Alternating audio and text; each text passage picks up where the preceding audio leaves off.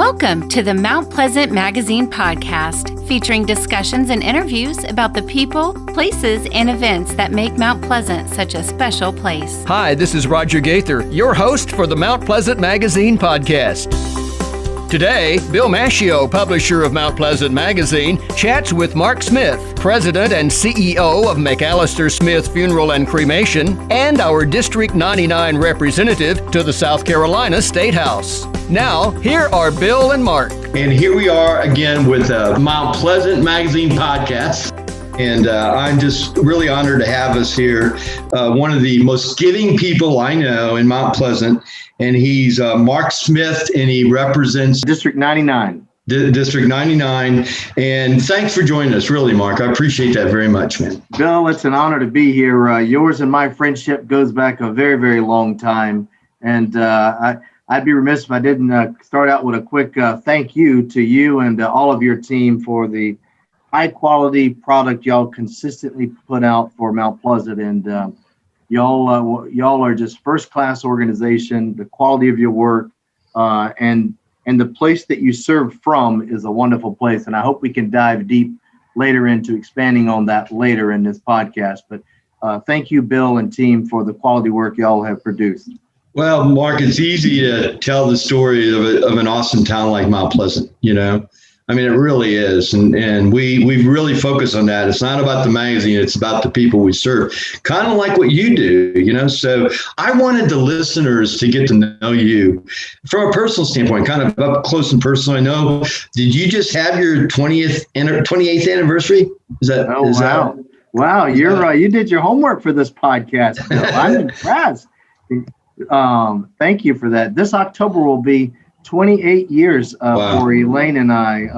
A little Southern boy met a girl from Massachusetts in mortuary school 29 years ago, and it's been a tremendous run for both of us, and really excited she still puts up with me, and the key still fits when I come home. Yeah, that's what I feel about Kim, my wife of 32 years, the same way. And kids, you got two? Is it two boys? Excuse me for not knowing exactly. Three boys. We got three boys, 25, 23, and a 21-year-old. You have any grandkids yet, Mark?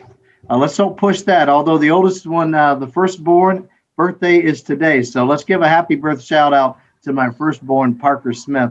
Today is his birthday. I'm sure that's one of the reasons you serve. When I say serve, I really mean it. Like, what drives you to serve the community like you do, Mark? It's interesting, Bill. What I chose to do in my professional career is obviously rooted in service, owning and working for funeral homes, helping family members deal with what could arguably be one of the worst times of their life, dealing with the death of a loved one.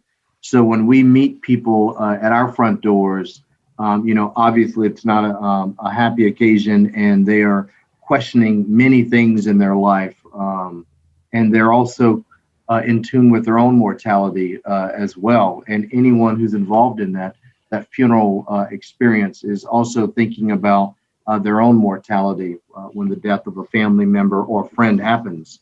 But all of that takes hopefully a loving professional to make some type of organization out of chaos, do it in a loving way, and find ways to retell that story of the life that was lived in a unique and fitting way that's appropriate for the life being remembered, while giving strict adherence and honoring all religious beliefs that one may be a part of or not. When you ask the question, what drives you specifically to continue to serve year after year and day after day? And I would have to say, Bill, it is probably not coincidental that stems from being reminded daily just how precious life is, and that death happens at all ages, and sometimes we get to fulfill most or all of our life bucket list and goals. And sometimes death may strike our family before we even begin to work on that list good, if death happens at a young age. So it's a short run for all of us. So I would say to anyone listening, remember, life is short.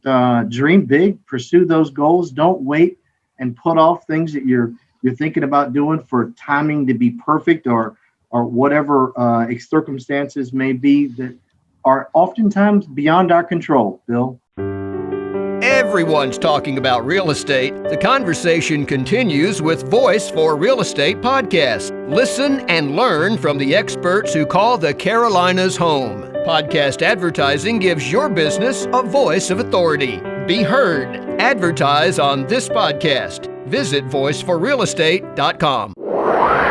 You're listening to the Mount Pleasant Magazine podcast. What is your day like? Tell us. I mean, I really want to know, and I'm sure other people want to know too, Mark. Do you mind telling us what you do? No, I don't mind at all. And I love it because now that we're 13 weeks into the session, and a gentle reminder to everyone, here in South Carolina, we know that our elected officials in the State House, and both on the Senate side and the House side, are part-time legislators. The session starts at the beginning of January and goes through the second week of May. It can continue if the Speaker of the House or the President of the Senate extends it, which this year they will because of budget season, and it's also redistricting is happening this year as well. So the session will get extended this year, but normally the session is January through May, Tuesday, Wednesday, and Thursday. So what is life like for Mark Smith in my profession? Balancing, I think, is the root of the question. How do you balance it all? I typically will have my bags packed on Sunday evening after dinner. I help with dishes and being a good husband and a wonderful meal with my wife, and pack up my bag. What is Elaine's number? I want to call her just to check that out. She'll see this, and many of you out there know that Elaine will vouch for that. I do all I can because service begins at home, right? Overnight bag is packed Sunday night. I come into my office. I'm sitting here in my office at our funeral home location at McAlister-Smith on Rifle Range Road in Mount Pleasant. I'll spend most of the day Monday here at this location or one of the other 5 locations and try to end my day towards the Columbia area. Our location that's closest to Columbia would be in Orangeburg County and Holly Hill, Avenger Funeral Home. So if I have any business or appointments on Monday, I try to schedule them up in Goose Creek or Holly Hill area towards the end of the day so I can end my day in Columbia, spend the night Monday night in Columbia, wake up Tuesday morning refreshed and ready to go to work at the State House. Tuesday, Wednesday, Thursday. Thursday morning, I do the same thing. I pack my bag, and when I'm done at the State House, we'll drive back to Charleston, usually make it back to my office before the end of the day on Thursday, just to kind of clear out the mailbox, basically, and the inbox. So when I can hit the ground running on Friday morning when I'm back in the office. So I always like the fact that you give a lot of credit to your team at McAlister-Smith. I mean, seriously, you make sure that people know that it's because of your team that is one of the reasons you're able to serve.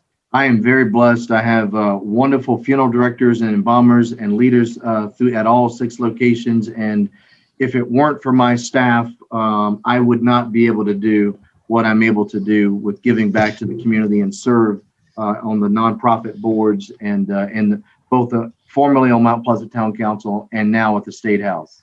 I think that your communications with your constituents is superb. Thank you for the feedback on the weekly. Tell us, before you start, Mark, if you don't mind, tell us the URL so people can go there to register for your newsletter. Sure. Thank you for that. The Vote Mark Smith, votemarksmith.com website. Scroll down to the bottom of the homepage and just input your name and email address. You'll get automatically subscribed to the weekly legislative update. There's no cost or obligation, and you don't have to donate money to my campaign to receive, and you don't have to be in the district to receive the newsletter as well. I think it's important for the people of South Carolina to know what's going on in Columbia, and I pray I never lose that philosophy and belief that it is not Mark Smith's seat. That seat belongs to the people in District 99, and while I do represent the District 99, I'm one of 124 House members doing the business for all of South Carolina. So we want to make sure that we're in all of our votes and all of our thinking that we think about, is this good for the state as a whole? What are we doing to help our past veterans? Yeah, South Carolina, we do a lot of things great. Let's acknowledge that right up front. We enjoy a wonderful quality of life and a quality of place here in the Low Country on many levels. And at the same time, let's also equally recognize there's still plenty of work to be done in many areas, from infrastructure, education, healthcare. So many issues that we need to move the needle forward, because we're not ranking on the tops of some of those results that we could have as compared to other states and other areas. And unfortunately, the money we spend on caring for our veterans in our community, we rank very, very low compared to the other states across the country. And I believe, Bill, like you believe, that we should do better and on that. And recognition is the first step. And promises made should be promises kept to our veterans. We enjoy the freedoms and the liberties we do today, which are far and vast and wide. But that didn't come without a sacrifice, and doesn't come without a continual sacrifice, with people willing to sign up and take care of our country and serving in our U.S. military. And so I believe any and everything we can, from our local VA hospital to the benefits, we should continue to find ways to lower the taxes for all of our citizens, but especially our veterans. Let's do everything we can to give back and say, thank you, we remember, and more importantly, we appreciate what you did. Are we a very friendly, or are we a friendly retirement state? Have we made it so that our state welcomes and embraces retirees? Certainly, Bill, you and I both know, living here in the Low Country, we certainly see a higher number of retirees moving towards the coast. And we get our fair share of what we like to call here in South Carolina as halfbacks, right? Those Northeastern folks who move to Florida, who move halfway back. Because they too see the great quality of life. When you look at Forbes magazine and many of the AARP statistics, and we do very well in a lot of areas, but there's still a lot of areas we could continue to improve on in terms of our tax structure and how we can reform income tax. We enjoy a very high quality of life with moderate property tax rates, and we want to just make sure we continue to do and make prudent, conservative decisions so we can continue to enjoy those low taxes that we've been able to enjoy for so long, but also recognize that we need to make sure we're spending those tax dollars very, very wisely and improving our infrastructure issues, because it's one thing to bang on our chest and say we haven't raised taxes for a long time. And it's another thing to take a look at our roads and a lot of our infrastructure around, and know that some of that neglect can no longer continue to be neglected, because it's not unlike our homes, our cars. We have to reinvest in servicing those existing roads and bridges, and continue to make sure that we're looking for innovative ways to expand and come up with alternative modes of transportation and even alternative routes to move people and product all around the state, so that we're not living through traffic nightmares that many of us for many years have grown a little weary to. Podcast advertising is the new way to reach your best audience. Podcast advertising gives your business a voice of authority. Be heard. Advertise on one of our podcasts. Visit carolinapodcasts.com or call 843-345-7012. You're listening to the Mount Pleasant Magazine podcast. What issues is it closest to your heart? What's closest to my heart? So, obviously, my story, we all relate to from where we come from. So my story is filled with love and respect towards seniors.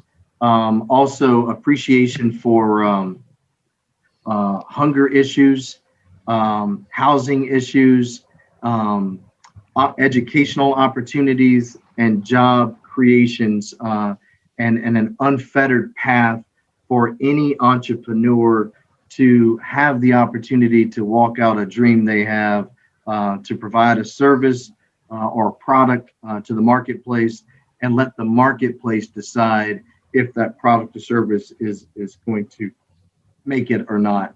What issue in that menu you just mentioned, housing, children, education, entrepreneurialism, what really tugs at you a little bit?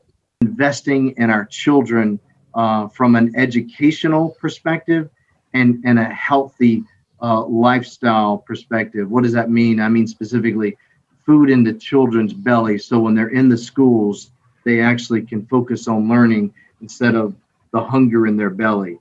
And making sure that we're investing in education and creating an opportunity for future leaders, because at some point they're going to be the next generation of leaders taking care of all of us, and our future is in our hands to a certain degree with the amount of time and energy and investment we're willing to make in that. So I think education as it relates to our children specifically would be what's really tugging. And I'm really fortunate, Bill, that as a freshman legislator, the Speaker of the House has the power for committee appointments, and I get to serve on the Education Committee as well as the Regulation and Administrative Review Committee. So those are the two committee assignments the Speaker gave me for my first year. Something positive has to come from COVID, because this is the first time that the world, Mark, has been on the same page. We're all fighting the same battle, and we're all hopefully conquering it. What's your takeaway? What do you think South Carolina's takeaway is from the lessons they learned with COVID? I think that question would also be shaped, and that we continue to learn from COVID, because we were not prepared for this, Bill. Let's just be candid and completely transparent on that. As a country and even as a state, we weren't prepared for this. And is it the Boy Scout motto is be prepared. And so that would probably be the biggest lesson, the biggest takeaway for me from my perspective is COVID-19 as a business professional in the community, as a husband, father, head of the household, and as a business leader and an elected official now capacity. We have got to continue to make sure that we're being good stewards of what we've been given and be prepared in any way that we can. Bill, you and I have a lot of mutual friends, business owners and employees who are now out of business and out of a job, and it had nothing to do with any poor decision that they made in running their business or leading their business. COVID-19 took away their business when they were forced to shut down. And for those businesses who were not financially prepared to weather those storms, as a small business owner, we can always read about and learn about some operational best practices, like having 2.5 or 3 months worth of cash reserve on hand so that we can weather those storms when they come. But even with 3 months worth of cash on hand, some of these businesses were shut down for months that extended well beyond 3 months. So even the best laid out and executed plans still met face to face with hard times because they had no revenue coming in. They had no ability to provide a product or a service and generate revenue, yet expenses continue to happen week after week and put many of them out of business. So for me, I keep coming back to how can we be prepared? Be prepared in our individual homes. We hear and we get the tidbits and suggestions from many local businesses, including our radio and television stations during hurricane season. Here's your checklist of items. Make sure you got your batteries and supply of water. And so how can we apply those same type of best business practices in our house, in our business, And elected officials need to make sure that we continue to make prudent decisions that are also going to create a level playing field with unfettered access for all businesses, not some businesses, not big business, small business, but all businesses, to be able to weather those kind of storms when the government says you have to close down your business. Do you think we did everything possible? First of all, let's give all credit where credit is due with what plans we had in place. I think many elected officials and state department heads did the very best that they could with what they had been equipped with. I don't think that, in my opinion, this is one person's opinion, I don't think that we were as prepared as we could be, but it's kind of like when a national tragedy happens, right? That's when we come together as a nation. We come together and we see that we are one nation, united under God and working very hard to take care of each other. And my fear is that as time goes on in that event, whatever that event was, if it was a 9/11 event, if it was a COVID-19 event, we become less acutely aware of what life was like during that event. I just pray we don't lose sight of that, Bill, and we continue to revisit.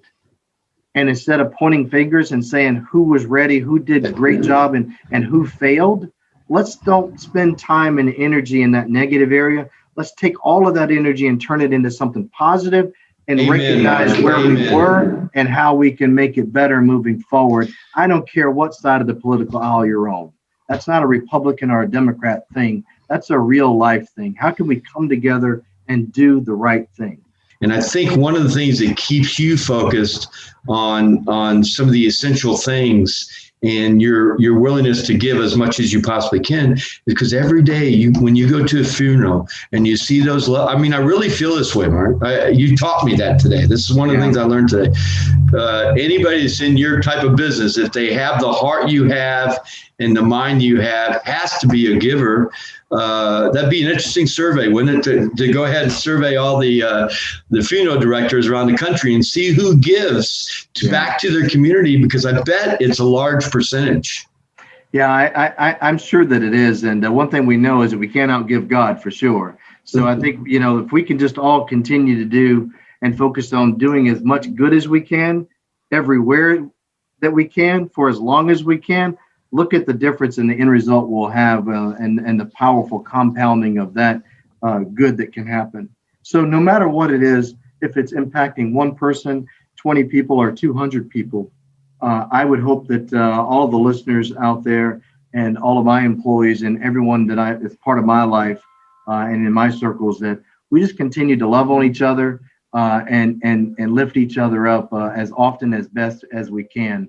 I've got an announcement to make. The announcement is we've been calling this Voice for MP for over 20 episodes now. We're changing the name to Mount Pleasant Magazine Podcast because that's what it is. Thanks for being on Mount Pleasant Magazine Podcast. All right. Seriously, Mark, I've enjoyed this a lot. It's been nice seeing you. We haven't talked in a while, so thanks again for being on Mount Pleasant Magazine Podcast, Mark. Thank you for what you guys do. Thanks for spending your time with the Mount Pleasant Magazine Podcast. Your community, your podcast. Listen to past and future episodes at mountpleasantpodcast.com.